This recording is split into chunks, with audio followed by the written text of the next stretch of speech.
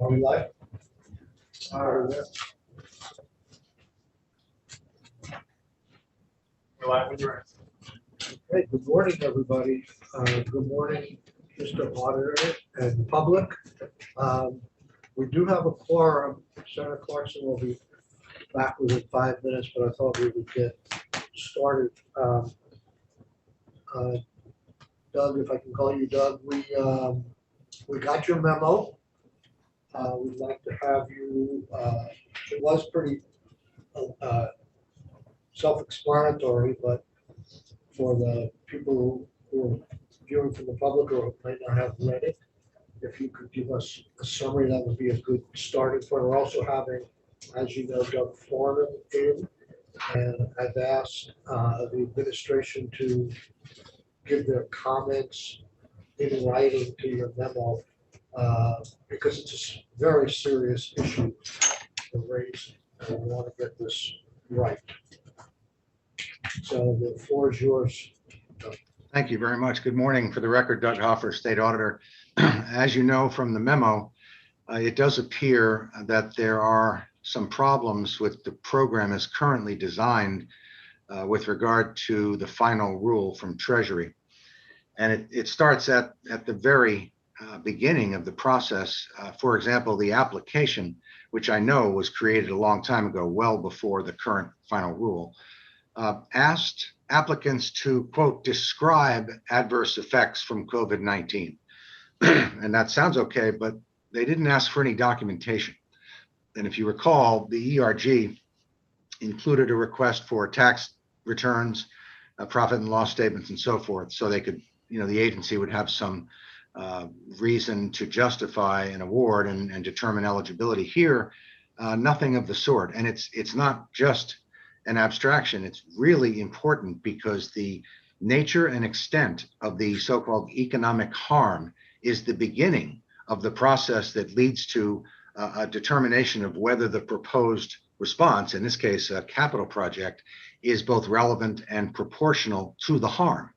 So if you don't quantify the harm in the first instance, you can't move forward. The process just stops.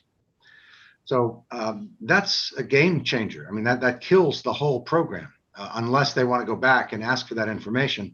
And I'm sure there'll be some unhappy people. Clarifying question. Sure, of course. You say that they produced this application prior to the rule being finalized. Do you have reason to believe that the awards, my understanding, that are about to be granted don't therefore follow the new final rule, or have they adapted to the new rule on these pending applications? We have asked that question and have not been given documentation to answer the question, so I don't know. I believe if they had done what you're suggesting, they would have given it to us. And I have not seen that. My further understanding is that I understood it behind the program. Maybe they're in compliance with the statutory design we proposed. They were looking for bigger projects. Jones and Lamson, Springfield was given as an example, and that was like a defunct, my understanding was a defunct building that they were going to refurbish. I don't know how that has anything to do with economic recovery or hardship that someone's gone through for COVID if that building has been vacant for 20 years or something like that. So right. Well, it's kind of interesting. The program does carve out some opportunities for communities that are either qualified census tracts, although there aren't many of them in the state. 6 or 7 counties have only one. Chittenden County has half a dozen or so. So it's not like much of the state is covered in that regard, but some are. And you can do more in a qualified census tract than you can otherwise. That's the good news. But for all the rest of it, saying it's a big project that would be transformational doesn't get you to the finish line. It has to be related to and proportional to the loss experienced by the applicant, business or nonprofit. Now, there are some exceptions to that as well. There are some enumerated uses with more flexibility. Affordable housing and childcare both fall into that category. And also some stuff for tourism, like ventilation and outside seating and that sort of thing.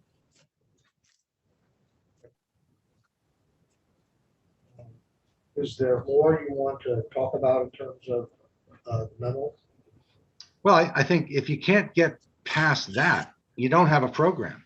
Now, you can authorize a program designed just as it is today. You have the legal authority as the legislature to do that.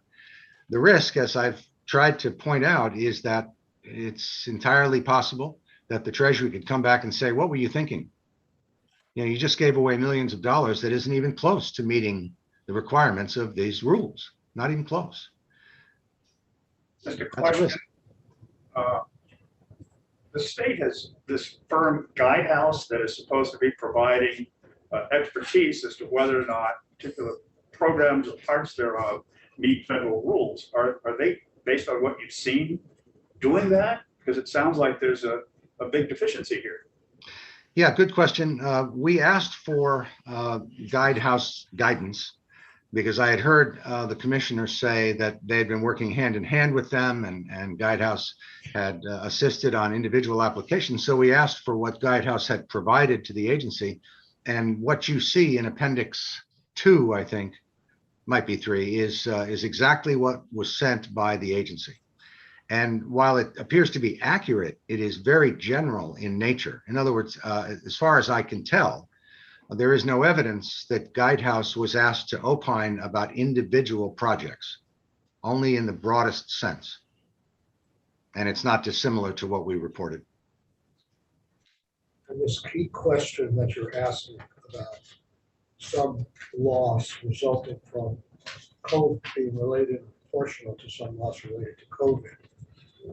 As far as you know, that was never asked, or it was just a description that was asked for in the original application with no backup documentation. And to the best of your knowledge, there hasn't been any follow-up since the final rules came through. Not to my knowledge. And by the way, there's one other element related to the nature and extent of any loss or harm, I should say. That's the technical term, economic harm. And that is the feds, as you know, I think are commonly concerned about duplication. And as I pointed out, I think in the first paragraph, as you well know, $3.4 billion has come into Vermont to address economic impacts from COVID. And while there may well be some businesses that took no opportunity to seek help from one of those many sources, my guess is that just about everybody who's not just brain dead understood that there was an opportunity, both through the federal government and through state programs, to get money to assist and to help them get through COVID. An awful lot of money came through the state, to and through the state. So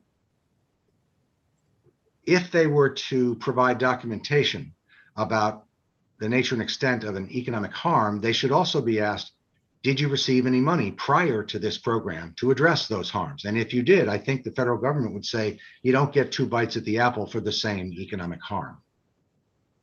And furthermore, while I don't know, the kind of stuff that Tom Cavett and the others have been looking at, if the economic harm was a reduction in revenue, which is no doubt was commonplace due to, and now might even be continuing into 21 and early 22 because of a lack of labor, supply chain issues and so forth, those are troublesome. And you can talk about how best to address that, if at all. But if you then turn around and say, well, we had these revenue reductions for those reasons and others, and now we want to expand our business, how can that possibly be related to your loss? I mean, some of this is subjective, but some of it is pretty straightforward. Right, and I know, I know on the economic recovery grants and on the VITA program, the new VITA program we talked about yesterday, we had specific reference to offsetting any other federal and state. I don't know whether we put that in the capital investment programs. And recall that when we first passed this last year, before we had this new rule, it wasn't necessarily a recovery program. It was a future capital investment. So maybe we did look at past help in the law. I can't remember. David, do you remember whether there's any requirement from last year in capital investment program grants as to offsetting any other state or federal? Yeah, off the top of my head, I can look. Okay, we'll get that, but it sounds like you're saying they haven't been doing that. So, To my knowledge, they have not. Are other states, in your contact with other state auditors, is this a problem that exists throughout the country? I haven't seen anything in the NASAC, email chain, but, and we haven't had the time, frankly. I've got a lot of other stuff going on, but it's an interesting question. I'm not aware of it, but when you read, the federal rules, I'm sure you've seen them over the years. They provide, almost an excessive amount of information about what happened between the interim rule and the final rule. And that includes a great deal of discussion about what they heard from commenters, suggestions, questions, requests for clarifications, and so forth. And not surprisingly, there were lots of folks who responded to the draft final rule and said, hey, we want you to expand this or narrow this. But in the end, I don't think they changed anything fundamental from the interim rule to the final. The basic story is the same. This is about recovery. It has to reflect harm, documented economic harm, and whatever it is you're proposing has to be relevant and proportional. That's pretty much the same. They reorganize some stuff and move things around. And this one is different, of course, because it offers opportunities to municipalities, which previously wasn't the case. So no, but to answer your question, no, it's a good one. We can look into it and get back to you maybe by next week if we get lucky. I'll make a note. I'll check with NASAC directly. Right. It strikes me that given that we put JFO at least as a second set of eyes in this process, that in addition to yourself, JFO would be critically interested in the prospect that we might have to repay some of this money back. So they're on the front lines of these applications with Tom Cavett and others reviewing them. We can obviously bring Tom back in, but do you know, and you were here when he was testifying before, did he have the same concerns that the very upfront qualification for these grants was being violated? I've spoken to Tom about this several times, and as far as I know, he was not asked to look at this particular question. Okay. We did. As to, I think it might be helpful for you to invite Tom back in to the extent possible to tell you or give you some examples of the kinds of projects that are under consideration. I've discussed some of that with him because I can handle the proprietary information, but some of them surprised me a lot. Yeah, and that may be useful, and the optics of that may be useful, but I'm really concerned that JFO should be saying, you've got a program here that is going to require repayment of this money in 4 years. They should be in some ways, they and the administration should be our watchdog. That's the last thing we want to happen. Either that or we should buy some insurance. What? Michael, I agree, although this is just a reminder of the fact that they don't have the resources to serve all of the committees in the building. You're dealing with a request for $90 million. Arguably, you should have access to their staff for analysis. In addition to David and what we're trying to do, it's big money, but that's not the way it's set up at the moment. Right. But with regard to your language, I think it's your language that was added to the latest iteration of the bill. Just one thought, if they already have in excess of 80 applicants for 10 million, then if you were to approve another 80, there would be hundreds of applicants. And I don't think you'll be surprised to hear me say, I doubt seriously that the Joint Fiscal Committee wants to review, nor would JFO, hundreds of these applications. So, yeah, I would welcome and welcome to hear more. I did contact JFO on the language, and they are not, I don't think they're envisioning reviewing every application, but they're going to be involved in setting up the program guidelines, and JFC wouldn't be involved in the grant application, but they would be I involved see. in Okay. approving the Gotcha. guidelines. And I feel pretty strongly about that we should keep that language in, even though the administration doesn't appear to want to have. I misunderstood. Thanks. It wouldn't be Yeah. the same thing as it has been with the net fiscal impact, or necessarily that Tom Cadet is reviewing every application, but there would be some transparency involved in that. Okay. By the way, to be clear about the NFI and how that fits into the analysis that we did, while I think it's a useful tool for you and the agency to prioritize projects, it is after the fact, it's after the initial and predicate questions are asked and answered about the nature and extent of the economic harm and whether the proposed project is proportional. Only then can a project even be considered as a recipient of these grants. And at that point, then you can roll in the additional analysis that the other guys have done. So all this federal guidance is for all of essentially the ARPA money. There's no nationwide CIG program. This is a program that this executive branch has established, and somehow it's distinguished between the VITA program or the Economic Recovery Program. It's slightly different target. One apparently is operating losses, and the other is capital losses, like I guess deferred maintenance. Right. What is clear in reading the rule, the final rule, is that Treasury is biased against capital as a response to economic harm. There's no question about it. And if there is any question, I can point out page after page where they say just that. And that's why they came up with their sort of risk-adjusted framework, which is, and this is kind of funny because this reflects the national perspective. You know, they call small businesses anybody with less than 500 employees. So they basically said, you know, we don't really like capital programs. We prefer programs and services.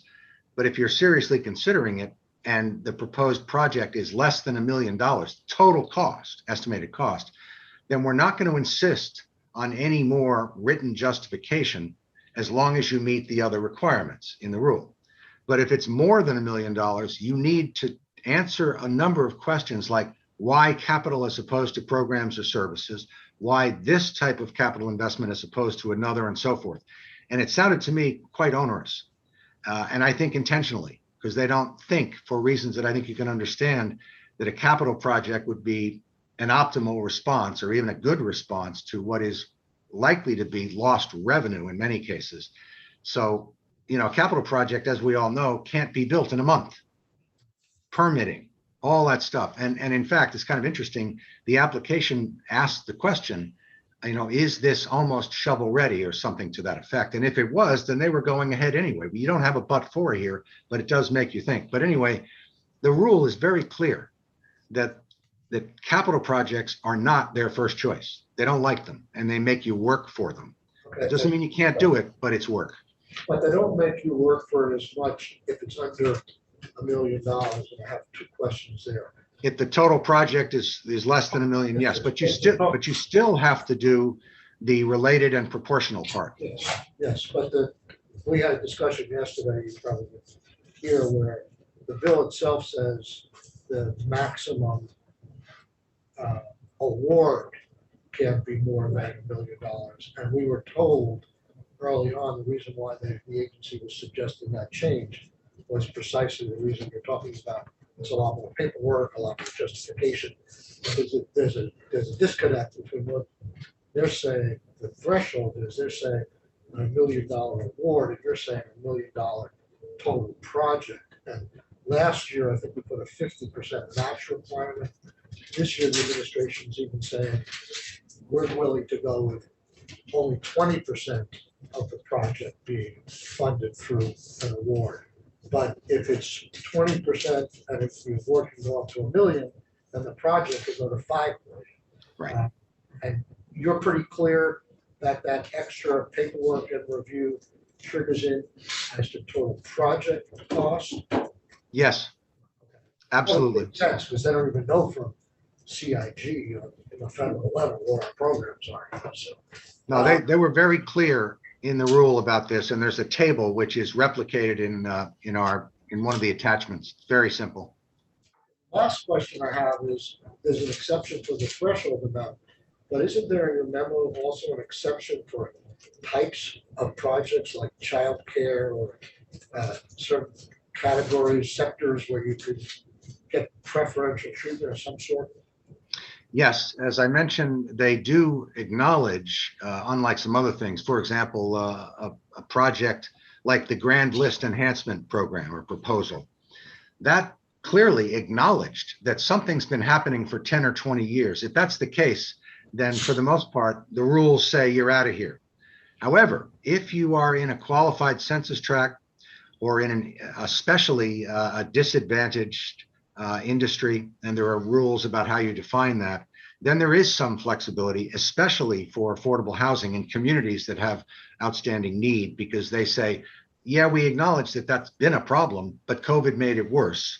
And we want to help communities address some of those problems. So housing and childcare, you can do a lot of good work. In fact, we suggested that if you're looking for something to simplify this, truly simplify it, and decide however much you think is appropriate to allocate for this, make sure that it's all for housing and childcare in the qualified census tracts, in the disadvantaged communities and so forth. And then pretty much they can do not whatever they want, but it's an open road.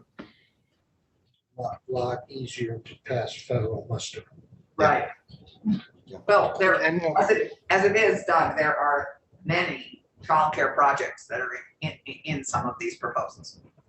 the question is, are they in a qualified census tract or in a disadvantaged community?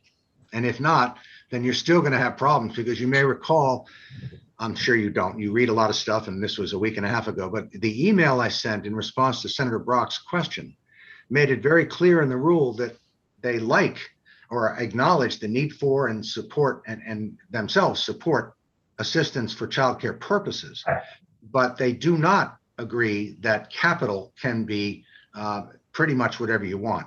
Programs and services are very flexible, not capital. You still have to meet the rules, the other rules on capital, even for childcare. But capital for health improvements, I believe, are like HVAC systems and seating outdoors and Right. all the things, for example, the creative sector is asking for, and actually many of them are asking for, is getting them to a healthier, and that those are capital investments, but they are capital investments with a health angle. Correct. Those, I believe, are all okay. Right. By the way, I'm not sure that the cultural institutions fit. That's for somebody else to decide. Clearly, you know, tourism, restaurants, lodging, and so forth, they are named explicitly. I'm not sure about the culture. So put your heads together and see if you can figure that out. Well, there was a whole, as you know, a whole program on the venue, the cultural institutions. They've acknowledged it with a whole program, just like a whole program for restaurants. Right, but that's not in this money, I don't think. Correct, but they've acknowledged federally that anything where you are gathering together, i.e. in a theater or in a museum or wherever, is a hammered business sector. Yeah. Well, one of the Hammered, that's a technical term, right? Hammered? Yeah, absolutely, hammered. And scientific when it comes to sharks. Sorry. One of the things that the administration has been emphasizing is to try to focus the use of these funds on so-called transformational projects. And a transformational project, kind of the underlying definition, means capital intensive. And so I'm wondering if the interpretation and the federal rules, as you see it, for all intents and purposes, disallows most of these so-called transformational projects as envisioned. And then I think that's true. The question, if that's the case, what are other, that's why, again, I go back to that. What's happening in other states?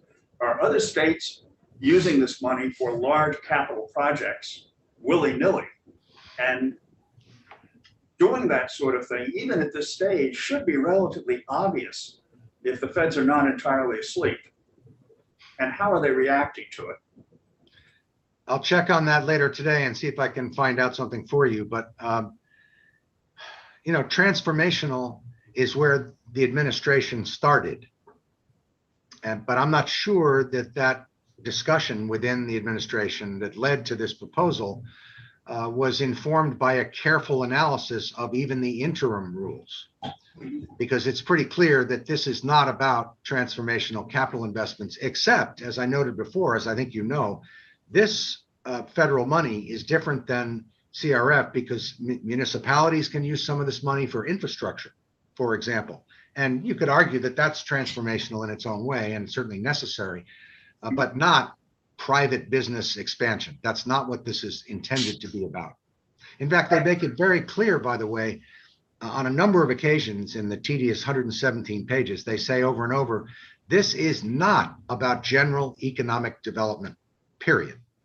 If you come to us and say you did it because you were creating jobs, that's a good thing, but that's not what this program's about. It may be about recreating jobs that were lost. Yes. So that's another reason to eliminate our requirement on ROI. I don't know about that. You can look at projects that are proposed, however it's narrowed based on this understanding of the rules, and still prioritize them with the information that the team is going to provide you. That makes sense to me. I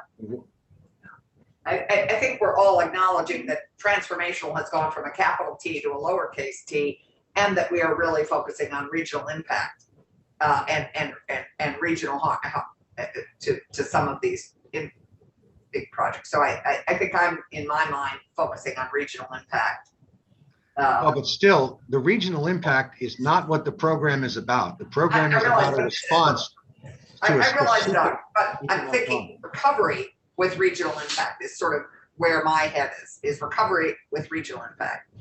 Okay, so thank you, Doug. We're going to move on. Okay. If you could listen in, that would be great. I'm going to hear from Doug Farnham next if he's with us. And He is not currently, but I'll go. he's not yet. Is he on for 9:30? I thought he was up now. Yeah, I will go. We'll find. We're gonna go find him in Or- the intersphere. Or if Joan is available, we can start responding a little bit. That's my new name for the unknown technical universe, is the intersphere.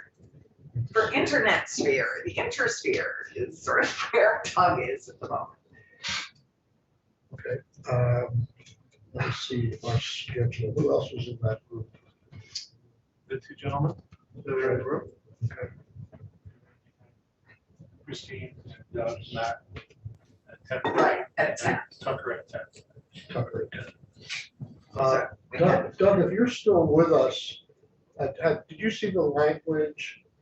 I guess it's fair to say that in the time we have available to us, we're not going to fully design this program. And there seems to be a fair amount of controversy on the guardrails. So I think the elegant solution is to keep some element of the legislative branch to some degree involved in the process going forward. That's what I tried to do with my language. And I just was wondering, I'm going to ask, I think we did ask Joan about it already.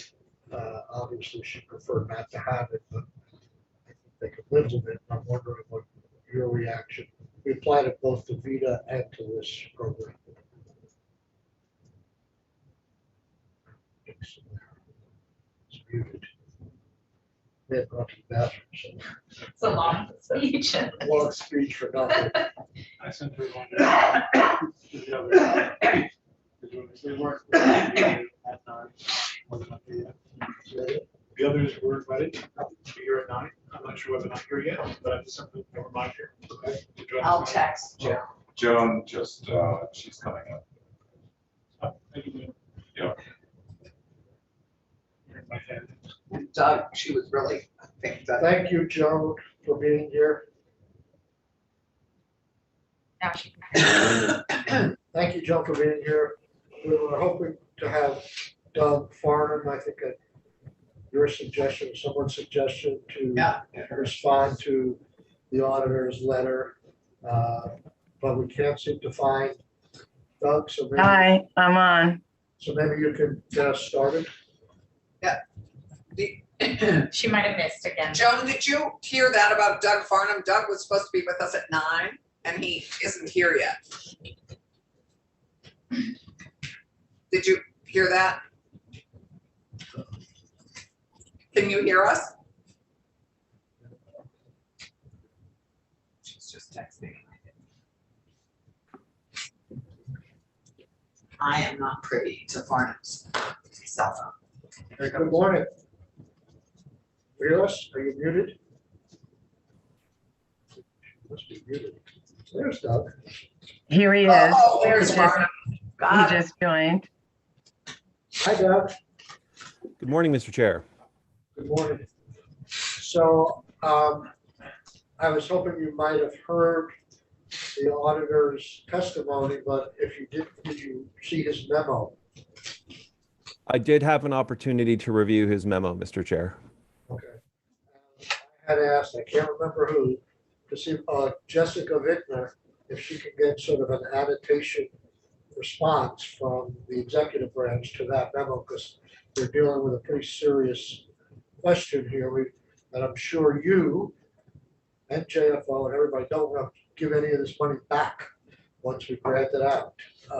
So we need to find out whether the guidelines we're proposing are consistent with the instruction and the direction I think this committee will likely go is a little bit kicking the can down the road to the agency and joint fiscal office to develop guidelines for presentation to the joint fiscal committee and not try and deal with too much minutia here. But we're still anxious to hear you're the point person on this.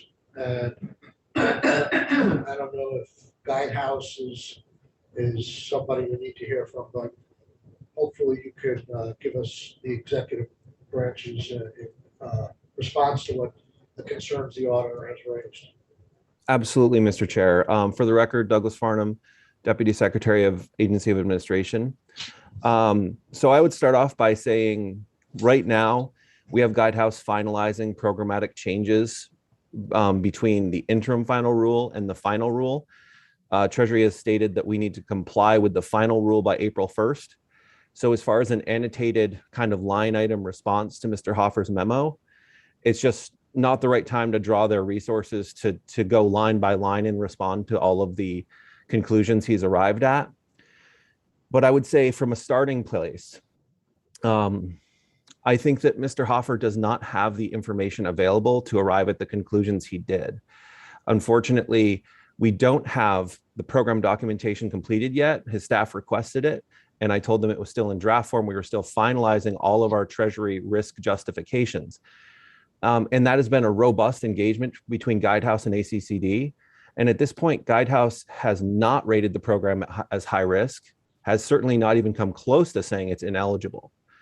So there is nothing in the current program design that would flag the program as ineligible. I believe Mr. Hoffer just doesn't have the right information to come to the right conclusions.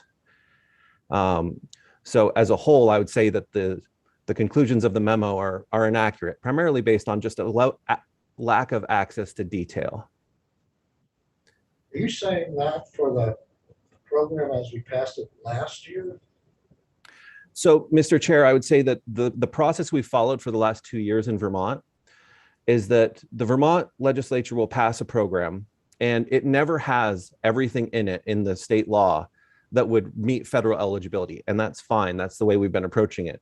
The Vermont legislature expresses their intent, and then the coronavirus financial office that was stood up under Brad Ferlin that I took over reviews the programs and modifies them as much as is necessary to make sure that they meet federal rules. And we don't approve any money going out until we are certain that there won't be a recapture. If there are risks, then we have mitigation plans. So the language in Act 74 last year allowed us to do that modification, and we only do it as much as necessary to prevent federal recapture. I'm confident that this program can be operated without any federal recapture.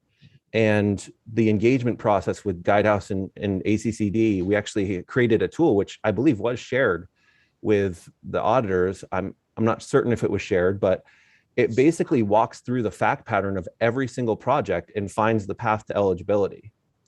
And I think that's a more robust and more detailed analysis than we put into any other program. So I think that, yes, this is a complex program, but one major area of misinterpretation that I would point out is that Mr. Hoffer says, large capital expenditures are not allowed. That is true, but large capital expenditures for general economic development are defined by Treasury as those projects over $10 million. And they give examples of convention centers and water parks and very large constructions. And that is not what this program is doing. So the definition, I think, just was misapplied a little bit there.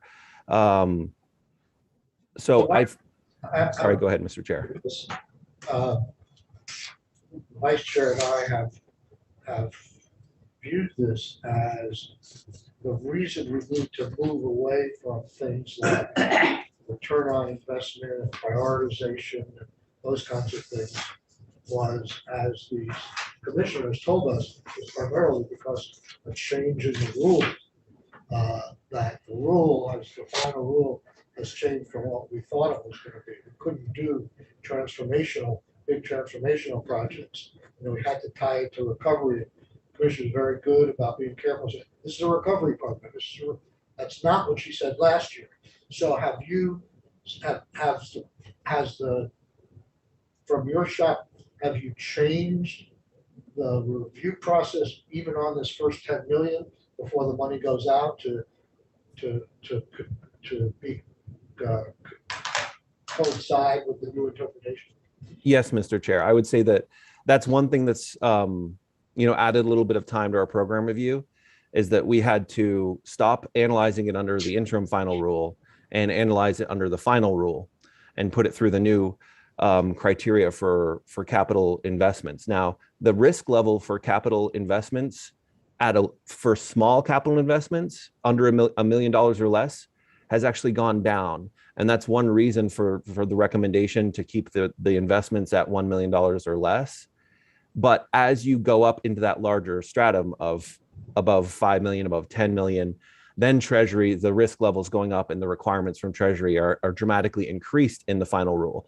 So I do think that the bigger investments are going to have more scrutiny than from Treasury. So I know Senator Robb and Senator Clarkson had questions, but Chair prerogative, I just want to ask the question that I asked Doug. I don't know if you heard it.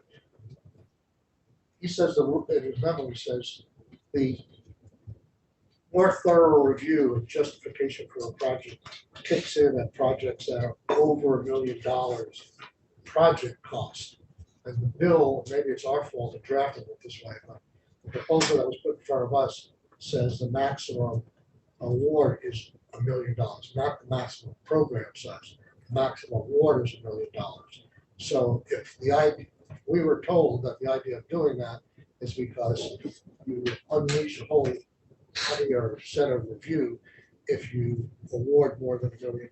Is it the award or is it the project size? That's a great question, Mr. Chair. The Treasury is defining project size as the amount of state fiscal recovery money invested in that project. So it could be a bigger project, but if it only has $1 million of state fiscal recovery in it, from Treasury's perspective, it's a $1 million project. So you have a very different opinion from Mr. Hoffer. Okay. Yes, and Guidehouse has evaluated that question thoroughly. So we're confident that that's how Treasury is defining projects. Okay, thank you. Go ahead. Questions. You were up first. Well, some of them were answered, but I didn't know about Guidehouse as much until I think yesterday. Can you talk more about Guidehouse? Are they working with a handful of states? Are they like, what other context do they have? Because I feel like it might be helpful to talk to them directly. So I'd be happy to arrange All right, so let me back up a second. We do have a map that Guidehouse shared at some point. I can try to locate it. It shows all of the different states, large counties, cities. They work with a large number of municipalities in navigating both the coronavirus relief fund rules and the state fiscal recovery rules. We also have a team of them helping our FEMA assistance program and coordinating our FEMA applications, providing FEMA support. And the other service they provide for us in a lot of other states is federal fund prioritization. So they advise us on which funding sources might be better for which projects. And that's kind of how we've tried to approach the FEMA first policy of evaluating whether or not it's the right money going into a particular project. And so we've been engaged with them since last May. I could help coordinate direct meetings, but I would say we do have an operational team, and we do have to limit how much we draw on them. I will admit, they are great. They've provided a ton of value to Vermont. They are not cheap. They are, they're consultants. So it is an expense whenever we do have to go with them. And so I try to limit the amount and ration out how much we are drawing on their services to make sure I'm not spending too much of the state's money on it. But I'd certainly be happy to coordinate a meeting. So a question. I was just going to say that I think all of this is still, even as capital projects, with a recovery lens on that capital. These are capital investments to help in recovery of. Is that not my understanding of all these all along? Is that not right? Okay. And Guidehouse, how would you describe Guidehouse? It's a consultancy, right? I mean, they help us navigate. They're a consultant that helps states navigate federal dollars, whether it's FEMA or ARPA or whomever. Whatever. Yes, Senator, that's accurate. They also, for some states, they actually operate boots on the ground, some of their programs like emergency rental assistance. We actually have a team providing support to our Vermont Department of Health, operating under the supervision of state employees, of course, but just providing supplemental resources for some of the pandemic related programs. So they have a structure where they have teams in each state or municipality that they assist. And then they have a central team where they collect all of the interpretations, all of the positions taken by various states. And that's one way we reduce our risk, is making sure our position that we're taking on certain programs is consistent with other states. And of course, that's not a public resource. That's something we have through our relationship with Guidehouse. So Mr. Hoffer wouldn't have access to that information, unfortunately. Okay, Senator Brown. Just a question on what you just said, Doug, regarding other states. This was a question that I asked Auditor Hopper, and I know he's going to look into it, is whether or not state auditors elsewhere in other states are reaching the same kinds of conclusions, or whether or not there have been issues in other states involving Treasury objecting to projects that are capital intensive, for example, or that otherwise don't seem to meet the rules. I'm assuming from what you've said that along with Guidehouse, you're also exploring what's happening elsewhere. Is that a fair statement? And absolutely, Senator. Yes. Any examples in other states that have raised the kinds of questions that are contained in the auditor's report or the auditor's memo to us? So there have been, I would say absolutely accurate, Senator. There have been no issues pointed out to us from other states from our monitoring through Guidehouse of what's going on. I would say we're early in the cycle. Treasury has only had one report submitted for state activity and another report coming up in April. And that would be the first report in April under the final rule. I would say that it's extremely difficult to audit or to evaluate a program before it's even created. And that's one reason I think that. So one thing I would say in all of that is that Guidehouse does, as you said, they monitor other states, they monitor what's going on, and they provide us with conservative advice, limiting advice on what we can and can't do. So their interest as a consultant is never to err on the side of providing us advice that will get us into trouble. So they tend to give us restrictive or conservative advice.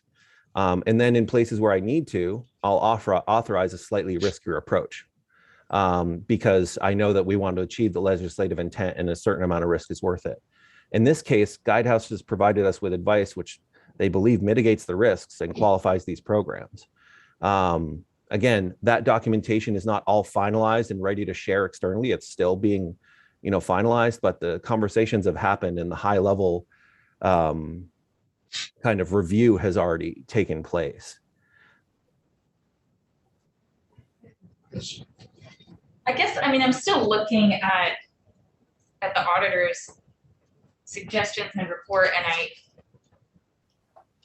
I don't want us to just sort of skate by, like putting a lot of this into capital projects that may do something to address economic harm and are transformational without knowing if other states are using more of these dollars for housing and other infrastructure that meets basic workforce needs. I still think our job is to support the general population, the households that became most distressed and harmed in this pandemic, and not necessarily just capital improvements for businesses. So I'm just curious if you're talking to other states, if you're talking to us about, what uses exist for investing in housing and human infrastructure. Senator, I would say that the feedback, the informal feedback I've gotten from Guidehouse is that Vermont is ahead of most states as far as planning and packaging of thoughtful investment of the state fiscal recovery. We were well ahead of the curve on CRF, and we remain ahead of the curve. So we haven't. I would say that my role in the administration hasn't been to evaluate our package against other states' packages, but the general feedback is that most states don't have comprehensive plans that would be easy to compare against ours. And I would say that as far as the bucketing goes and the investments go, the economic recovery investments have been the smallest area of investment within ARPA. Our housing investments have been massive, both supported by the legislature and the governor. And honestly, our housing investments are pushing the edge of our capacity to actually build that housing within the time frame. I'm not certain that more money could even be supported in that area because of the limitation of contractors and permitting processes and everything like that. So I am unfortunately, I guess that's a long way of saying I'm unable to directly answer your question. Okay, we have a few minutes. We'll take a very short break before we move on to Tucker and sports betting. But Auditor Hoffer, you want to take a couple of minutes to say anything more in response, if you'd like? Sure, thank you. I won't take your time. I'll just say that I disagree with a number of the things that Mr. Farnham said to you over the last 10 or 15 minutes. And to be clear, we did not audit the program. All we have to work with is the design of the program as presented, and we compared that to the rules. And there were some things that were mentioned here that I think are absolutely wrong. So I don't want to take your time, but we will respond in writing before the end of the day. And I hope you'll take a look because, just because Guidehouse is telling them that they think the risk is manageable or acceptable isn't the same as our findings on what the rules actually say. Does anybody know what the federal government is going to do? No. Whether they pursue this kind of stuff in our state or other states remains to be seen. We're about identifying risk, and that's what we did. And I'll get back to you later today. Okay. Well, it's interesting because the legislature sort of, again, seems to be the fourth stepchild here, because I think the difference, as I hear it, is the auditor compares the statute to the rules, and Doug comes in and says, well, if we find any differences between the statute and the rule, we massage the statute to make it work. As a defender of the legislature, I don't know where the authority comes to do that, but I guess it happens all the time regardless. Okay, we're gonna take we'll take a 10-minute break. Tucker Anderson is stuck on the floor of the house. Right. Thank you, Doug. Thank you.